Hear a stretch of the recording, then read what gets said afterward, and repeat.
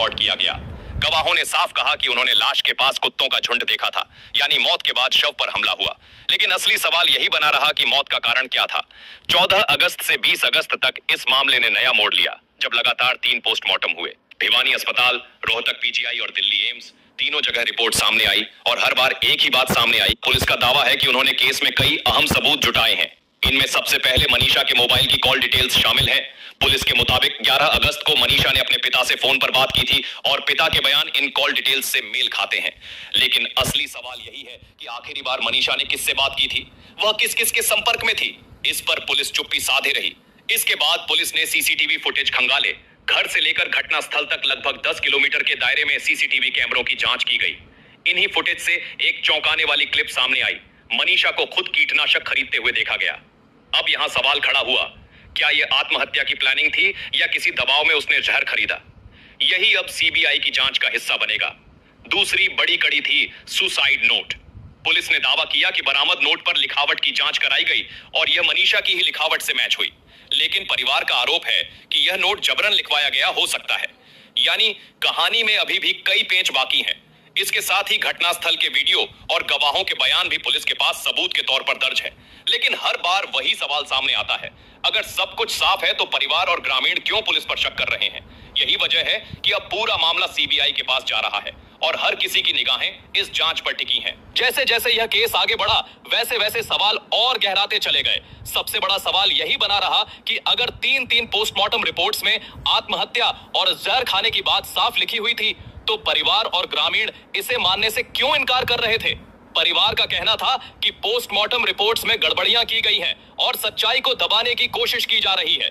यही कारण था कि शव का अंतिम संस्कार करने में पूरे 8 दिन की देरी हुई।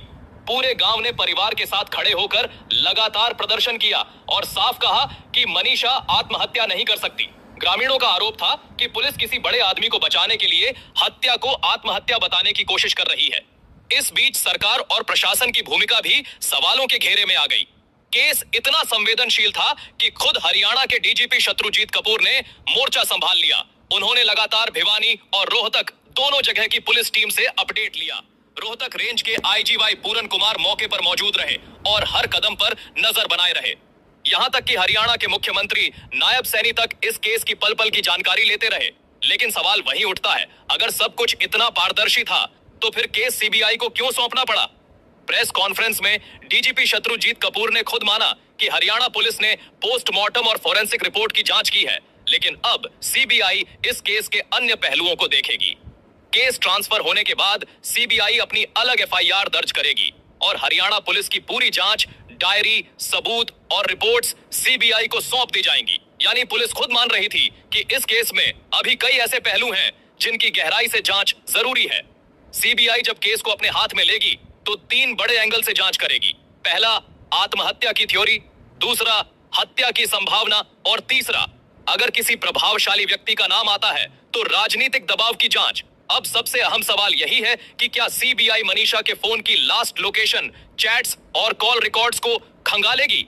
क्या यह पता चल पाएगा कि आखिरी समय मनीषा किन किन लोगों के संपर्क में थी और किससे उसने आखिरी बार बात की थी? परिवार और ग्रामीण यही चाहते हैं कि इन सवालों के जवाब सामने आए, क्योंकि जब तक असली गुनहगार सामने नहीं आएंगे तब तक न्याय अधूरा रहेगा। इस बीच सोशल मीडिया पर भी यह मुद्दा गरमाया रहा। लोग लगातार #जस्टिस फॉर मनीषा और सीबीआई इन्वेस्टिगेशन जैसे हैशटैग चला रहे हैं। हर जगह से यही आवाज उठ रही है कि जब तक असली अपराधी पकड़ में नहीं आते, आंदोलन जारी रहेगा। गांव हो, शहर हो या सोशल मीडिया, हर जगह लोग एक ही मांग कर रहे हैं कि मनीषा को न्याय मिले। सवाल अब भी वही है, क्या मनीषा ने सचमुच आत्महत्या की थी? अगर हां तो क्यों? अगर नहीं तो उसकी हत्या किसने और क्यों की? क्या वाकई यह किसी साजिश का हिस्सा था? और अगर हां तो किसे बचाने के लिए पूरी कहानी को आत्महत्या बताया जा रहा है? हरियाणा पुलिस ने अपनी जांच पूरी कर ली है और अब बारी है सीबीआई की।